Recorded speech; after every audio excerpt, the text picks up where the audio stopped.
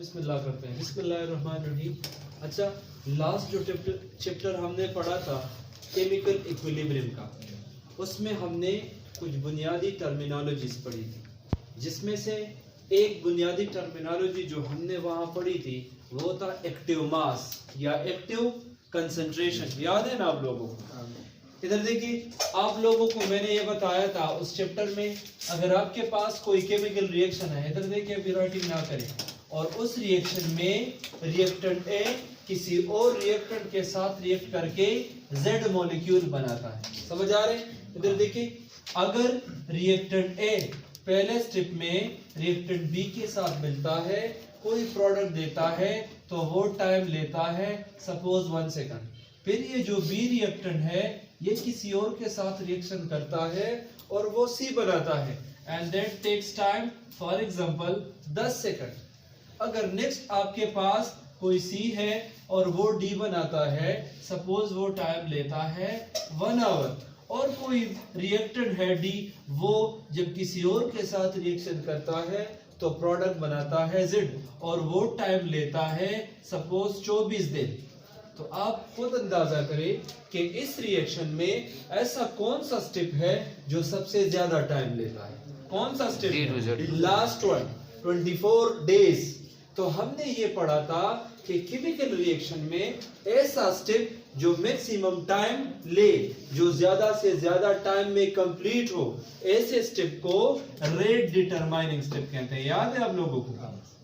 अब देखिए, किसी भी रिएक्शन का स्पीड आप उसके स्टेप से लगाते हैं। अगर आपके पास कोई केमिकल रिएक्शन है और वो 1 सेकंड में उसका स्टेप कंप्लीट होता है, तो इससे इस रिएक्शन की स्पीड का अंदाजा आप नहीं लगा सकते। अगर दूसरा स्टेप है और वो 10 सेकंड में कंप्लीट होता है, तो लिहाजा आप उस रिएक्शन का अंदाजा उन 10 सेकंड से नहीं लगा सकते। लेकिन अगर इसमें कोई ऐसा स्टेप है कि उसमें वो सबसे मैक्सिमम टाइम लेता है, तो वो केमिकल रिएक्शन उसी स्टेप पर डिपेंड करता है। अब इधर देखिए, आप लोगों को मैंने 2 टिपिकल एग्जांपल दिए थे, अगर आप लोगों को याद हो।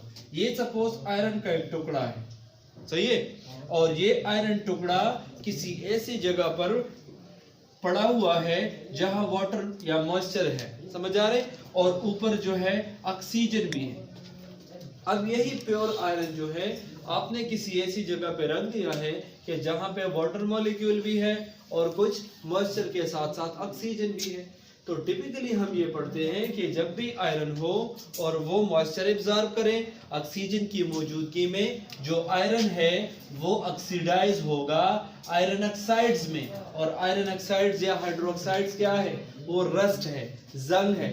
अब आप मुझे ये बताइए कि पहले ही दिन इसको जंग लगता है या जंग डेवलप करने में टाइम लगता है? तो टाइम लगता है। अब देखिए, जब भी आयरन का टुकड़ा पड़ा है और पानी के साथ इंटैक्ट है और हवा में ऑक्सीजन के साथ इंटैक्ट है, तो कुछ केमिकल रिएक्शंस होते हैं जिसमें से एड्सॉर्प्शन है कि सबसे पहले वाटर मॉलिक्यूल एड्सॉर्ब होगा, ऑक्सीजन एड्सॉर्ब होगा, फिर एंथैल्पी चेंजेस होंगे, उसके बाद कुछ ना कुछ इंटरेक्शन होगी, कुछ एनर्जी चेंजेस होंगे, उसके बाद ये रिएक्शन स्टार्ट करना शुरू करेंगे, तब जाके ये टाइम लेंगे, जब कंडीशन परफेक्ट हो जाएगी तब जो जंग है उसका पहला दाग बन जाएगा। समझ आ रहे? तो जंग का ये जो पहला दाग है, इसके बनने में बहुत ज्यादा टाइम लगता है, और जैसे ही ये दाग लग जाता है फिर ये जल्दी जल्दी से फैलता है। तो इस रिएक्शन में ऐसा स्टेप जो सबसे ज्यादा टाइम लेता है, ये रिएक्शन उस पे डिपेंड करता है, और उस स्टेप को कहते हैं रेट डिटरमाइनिंग स्टेप, यानी रेट को डिटरमिन करने वाला स्टेप। आपको मैंने एक दूसरा टिपिकल एग्जांपल दिया था। ये सपोज ह्यूमन बॉडी है और ह्यूमन बॉडी में कोई ट्यूमर नहीं है, तो जो पहला ट्यूमर डेवलप होता है वो सपोज टाइम लेता है। उसने सपोज 10 साल लगाए हैं कि बॉडी में एक ट्यूमर बने, लेकिन जैसे ही एक ट्यूमर बन जाता है फिर उसकी जो स्प्रेडिंग है ट्यूमर की, वो क्या होती है? बहुत जल्दी जल्दी होती है। तो वो जो पहला स्टेप है जिसने सबसे ज्यादा टाइम लिया है एक ट्यूमर बनने में, ये रिएक्शन उस पर डिपेंड करता है। अगर पहला ट्यूमर बनने का वो ज्यादा टाइम लेता है तो रेट डिटरमाइनिंग स्टेप का टाइम ज्यादा है, रिएक्शन स्लो है।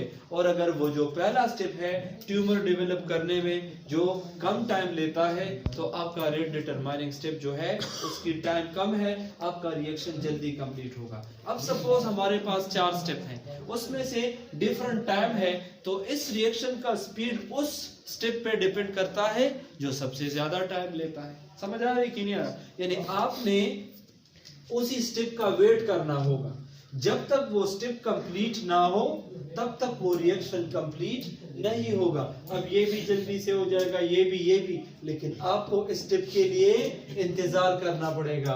तो हमने वहां पे एक पॉइंट पढ़ा था कि वो कंसंट्रेशन जो रेट डिटरमाइनिंग स्टेप पे हो उस कंसंट्रेशन को क्या कहते हैं? उस कंसंट्रेशन को एक्टिव मास कहते हैं। इधर देखिए, यही रिएक्टेंट है ए और बी, सी और डी। सपोज ये आपके पास है 2 मोल पर डीएम क्यूब, ये आपके पास है 4 मोल पर डीएम क्यूब, ये आपके पास है 12 मोल या 6 मोल पर डीएम क्यूब, और ये सपोज आपके पास है 1 मोल पर डीएम क्यूब। सही है ना?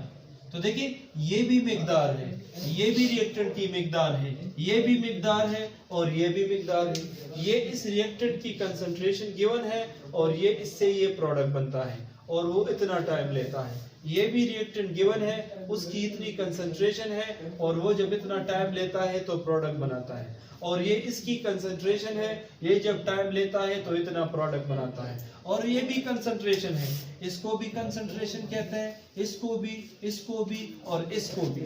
तो हम कहते हैं एक्टिव मास वो कंसंट्रेशन है जो कौन से स्टेप पे हो? जो रेट डिटरमाइनिंग स्टेप पे हो। ऐसा स्टेप जो सबसे ज्यादा टाइम लेता हो उसी स्टेप की कंसंट्रेशन को एक्टिव मास कहते हैं। और रिएक्शन का स्पीड इस पे डिपेंड करता है। तो लिहाजा ये भी क्या है? कंसंट्रेशन है, मगर ये वो कंसंट्रेशन है जो केमिकल रिएक्शन को कंट्रोल करता है। तो ऑलरेडी एज आई सेड कि इन रिएक्शन में से ऐसा स्टेप जो रेट को कंट्रोल करता हो उसको रेट डिटरमाइनिंग स्टेप कहते हैं। और रेट डिटरमाइनिंग स्टेप में जितना कंसंट्रेशन मौजूद होता है उस कंसंट्रेशन को क्या कहते हैं? Active mass. अब आप मुझे एक बात बताइए, आपको याद होगा उधर हमने लॉ ऑफ मास एक्शन पढ़ा था, और लॉ ऑफ मास एक्शन में हमने ये पढ़ा था कि जितना कंसंट्रेशन ज्यादा होगा किसी रिएक्शन का स्पीड क्या होगा?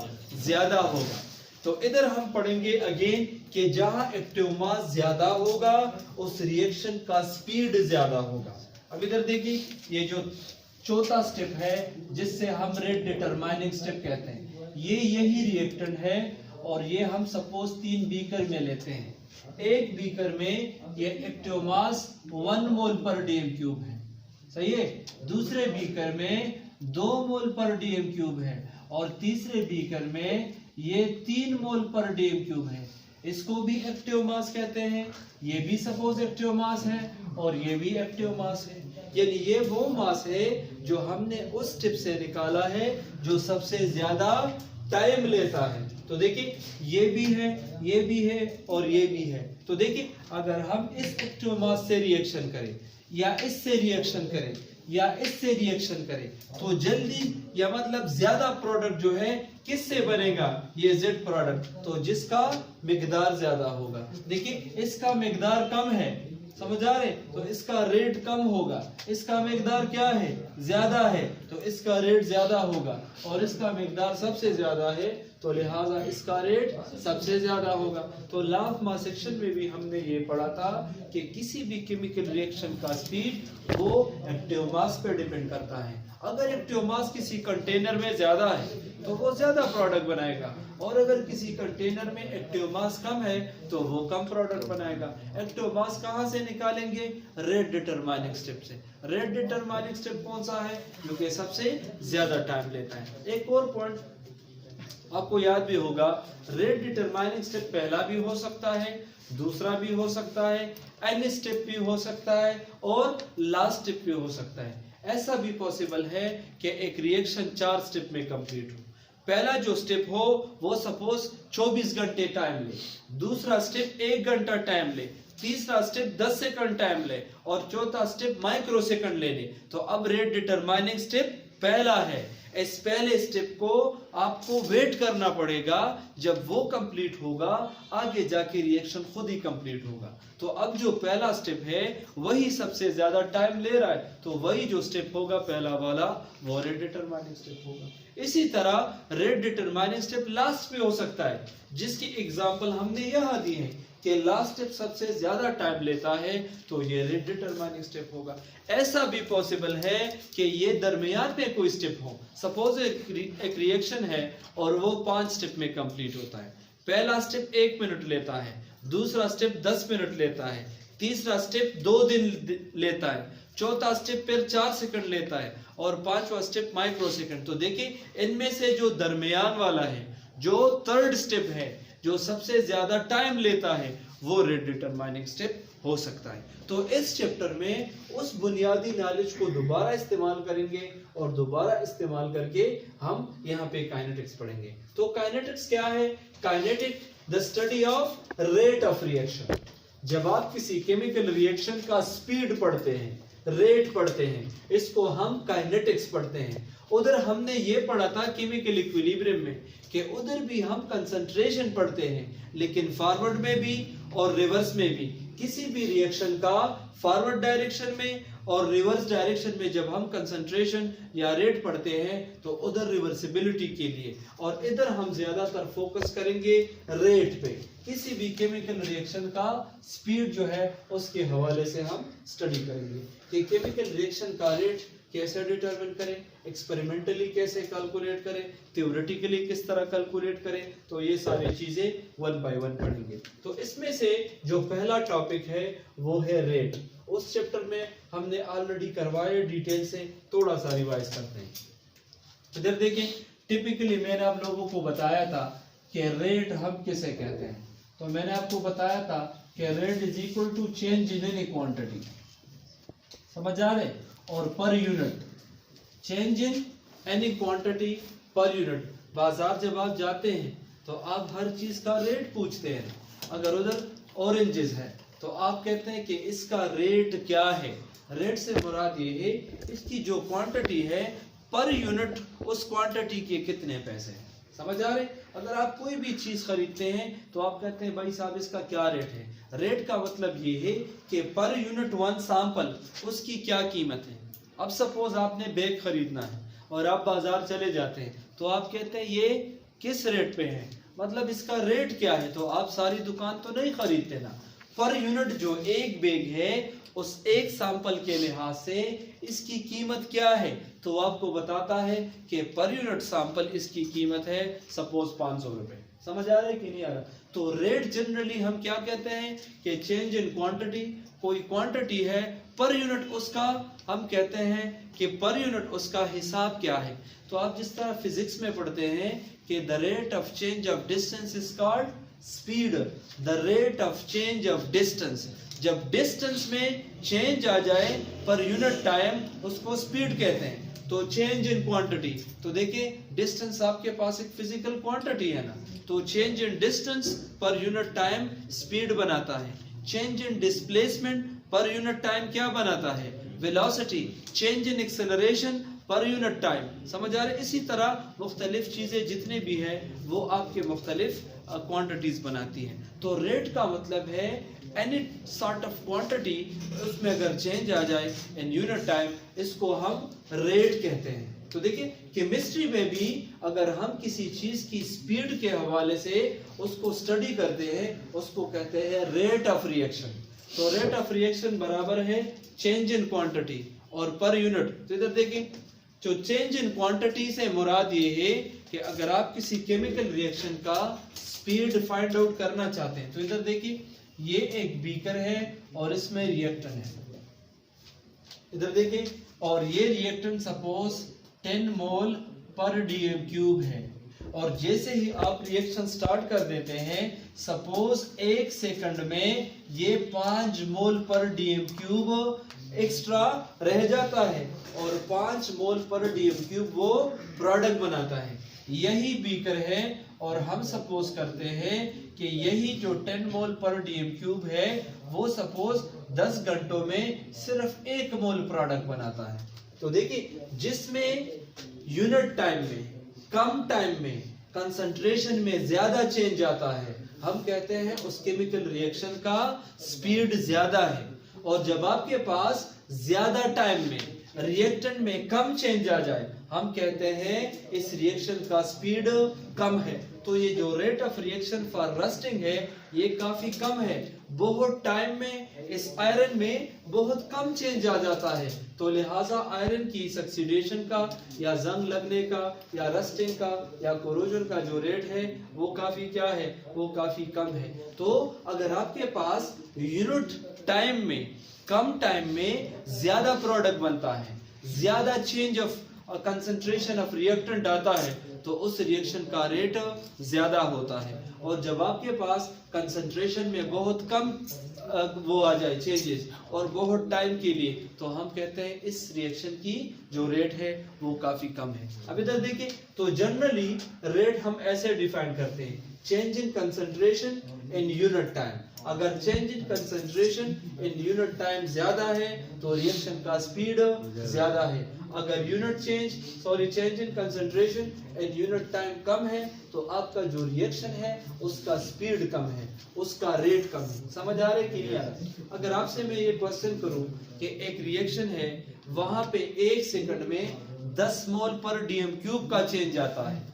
दूसरा एक रिएक्टेंट है जहां 8 मोल पर डीएम क्यूब 1 सेकंड के साथ उसमें चेंज आता है। और एक रिएक्शन है वहां पे 6 मोल पर डीएम क्यूब 1 सेकंड में उसमें चेंज आता है। तो रेट किसका ज्यादा है? जिसका ज्यादा चेंज आता है। 10 मोल पर डीएम क्यूब का वो रिएक्टेंट प्रोडक्ट बनाता है, तो कम टाइम में कंसंट्रेशन में चेंज ज्यादा है, तो उसका रेट भी ज्यादा है। अब देखिए इसका यूनिट, इसका पहले सिंबल, तो rate is equal to change in concentration in unit time. इसको हम ऐसे भी लिखते हैं, जो इंजीनियरिंग के स्टूडेंट हैं उनको पता होगा, और ये हम ऐसे भी लिखते हैं कि rate is equal to dx divide by dt। इसको आपने, आप मैथ्स के जो स्टूडेंट हैं उनको पता चला होगा, ये डिफरेंशियल इक्वेशंस है।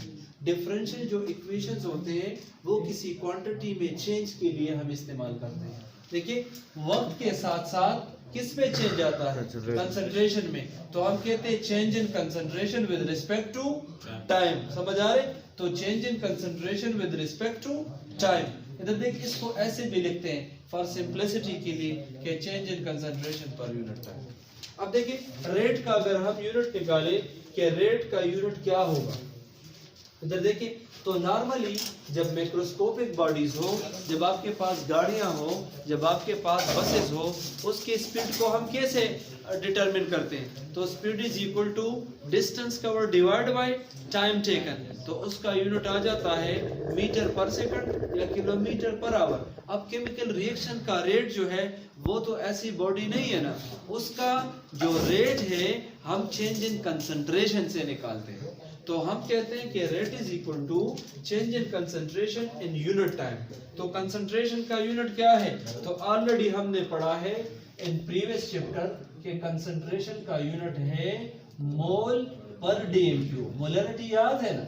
Molarity is equal to moles per dm cube. तो मोलरिटी या कंसंट्रेशन एक ही चीज है। तो देखिए concentration is equal to mole per dm cube, सही है ना?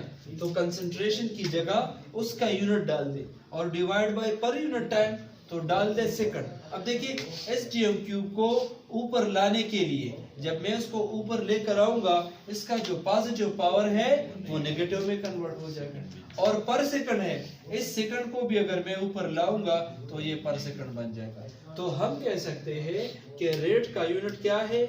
मोल इनटू डीएम क्यूब का जो इनवर्स और सेकंड का इनवर्स। इधर देखिए फॉर सिंपलिसिटी के लिए हम इसको ऐसे लिखते हैं, mole into litre inverse. DM cube litre के बराबर है, डीएम क्यूब लीटर के बराबर है, तो लीटर इनवर्स और इनटू सेकंड इनवर्स। तो कभी कभार ऐसे भी लिखते हैं और ऐसे भी लिखते हैं। अब इधर देखिए लास्ट चैप्टर में, इधर देखिए शाबाश, लास्ट चैप्टर में हमने एक बात पढ़ी थी और बात ये थी कि अगर आपके पास किसी कंटेनर में रिएक्टेंट है, उसका जब हम रेट निकालते हैं ना, तो सिंपल फार्मूला है rate is equal to change in concentration in unit time. आप कंसंट्रेशन में चेंज निकालें और यूनिट टाइम पे उसको क्या करें, उसको डिवाइड करें।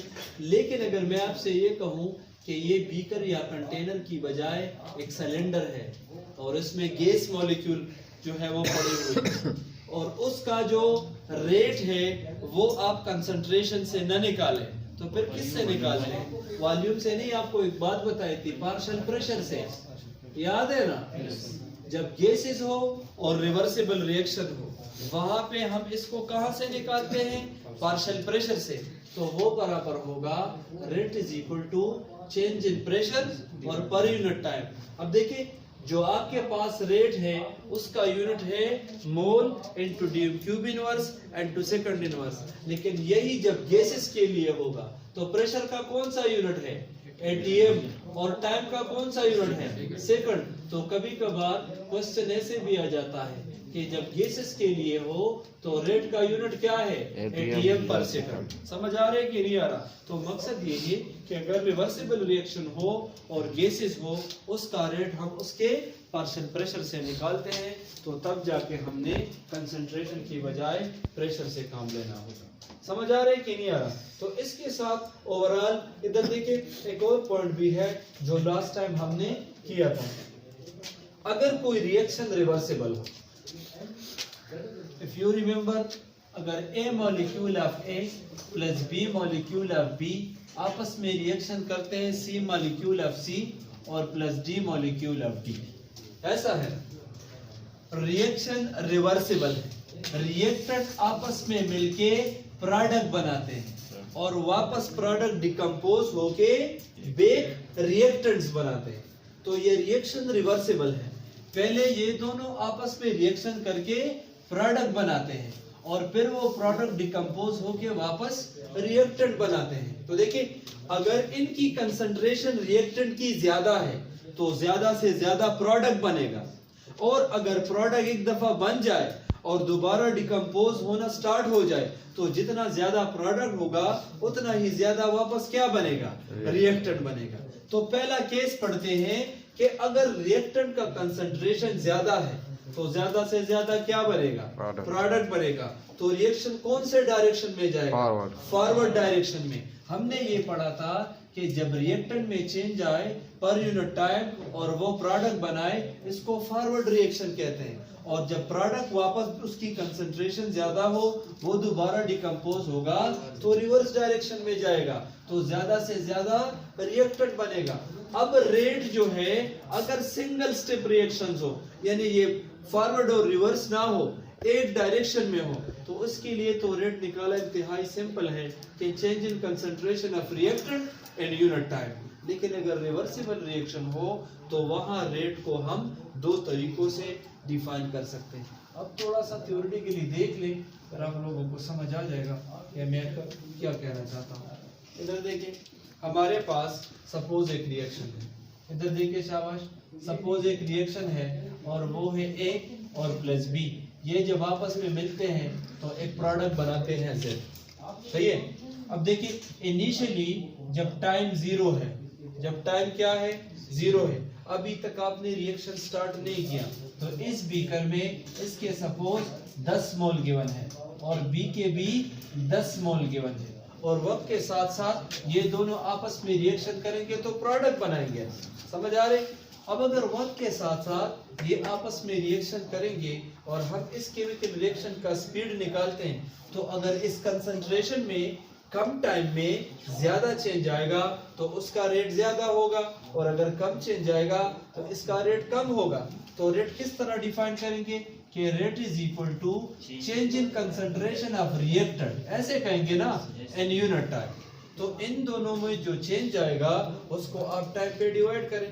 लेकिन अगर रिएक्शन रिवर्सिबल हो कि A प्लस B पहले C प्लस D पर आता है फॉरवर्ड में, और फिर फॉरवर्ड से ये रिवर्स होके दोबारा डिकम्पोज होता है, तो अब रेट दो तरीकों से आप डिफाइन करेंगे। पहले इस फॉरवर्ड रिएक्शन के लिए और फिर जो है इस रिवर्स रिएक्शन के लिए। If you remember in chemical equilibrium we say कि जब टाइम जीरो होता है और कोई रिवर्सिबल रिएक्शन है तो दोनों रिएक्टेंट का कंसंट्रेशन ज्यादा है, लेकिन जैसे ही टाइम गुजरेगा रिएक्टेंट का कंसंट्रेशन क्या होगा, कम होगा और आहिस्ता आहिस्ता प्रोडक्ट बढ़ेगा। एक टाइम आ जाएगा कि अब प्रोडक्ट बढ़ेगा, अब प्रोडक्ट बहुत ज्यादा है ना। तो मैंने बताया था कि गैसेस अगर क्लोज कंटेनर में है वो हमेशा हाई से लो की तरफ जाते हैं। तो जो प्रोडक्ट बना है अब ये दोबारा डिकम्पोज होना स्टार्ट हो जाएगा, किस में कन्वर्ट होगा, रिएक्टेंट में। तो ये रिएक्शन दो डायरेक्शन में जा रहा है, फॉरवर्ड भी जा रहा है और रिवर्स भी जा रहा है। तो लिहाजा इसकी रेट को हम दो तरीकों से डिफाइन करेंगे, फॉरवर्ड के लिए भी और रिवर्स के लिए भी। इस कॉर्नर में अगर नाइट्रोजन है, उस कॉर्नर में अगर हाइड्रोजन है और दोनों रिएक्टेंट है और दोनों 10-10 मोल है और अभी टाइम 0 है, तो दोनों की कंसंट्रेशन क्या है, मैक्सिमम है। और सपोज सामने वाले कॉर्नर में प्रोडक्ट बनेगा, उधर अभी कोई प्रोडक्ट नहीं बना, तो सबसे पहले ये दो गैस आपस में रिएक्शन करेंगे और ये सामने जाके प्रोडक्ट बनाएंगे। अब इनकी कंसंट्रेशन वक्त के साथ साथ कम होगी और अमोनिया की कंसंट्रेशन वक्त के साथ साथ बढ़ेगी। एक टाइम आएगा कि ये दोनों 0 हो जाएंगे और वो अमोनिया मैक्सिमम। अब ये कंटेनर जो है वो क्लोज है, सील है, तो हमेशा गैसेस हाई से लो की तरफ आते हैं। अब उधर प्रोडक्ट ज्यादा है तो प्रोडक्ट दोबारा डिकम्पोज होना स्टार्ट हो जाएगा और रिवर्स आएगा, इसी दो कॉर्नर में रिएक्टेंट बनाएगा। तो रेट को दो तरीकों से डिफाइन करेंगे। पहले फॉरवर्ड रिएक्शन के लिए, तो फॉरवर्ड रिएक्शन का रेट कब ज्यादा होगा, जब चेंज इन कंसंट्रेशन ज्यादा होगा। फिर क्या होगा, फिर रिवर्स रिएक्शन होगा। रिवर्स रिएक्शन किस पे डिपेंड करेगा, प्रोडक्ट पे। जितना प्रोडक्ट में ज्यादा चेंज आएगा उतना रिवर्सिबल रिएक्शन का रेट भी ज्यादा होगा। समझ आ रहा है कि नहीं आ रहा? तो हम कहते हैं if we have reversible reaction, now we have to define rate for both the directions, forward direction and reverse direction. If we define it for forward direction, so we say change in concentration of reactant in unit time, और product के लिए change in concentration of product in unit time, reversible direction के लिए। मैंने आप लोगों को एक बात भी बताई थी कि जो फॉरवर्ड रिएक्टेंट का रेट है उसके साथ हम नेगेटिव साइन लगाते हैं। रीजन याद है ना, रीजन का मतलब ये है कि वक्त के साथ साथ रिएक्टेंट का कंसंट्रेशन कम होता जाएगा। So for the decrement, decrease के लिए हम ये नेगेटिव साइन लगाते हैं। समझ आ रहे? आसान हो जाए तो बाकी कंटिन्यू करते हैं।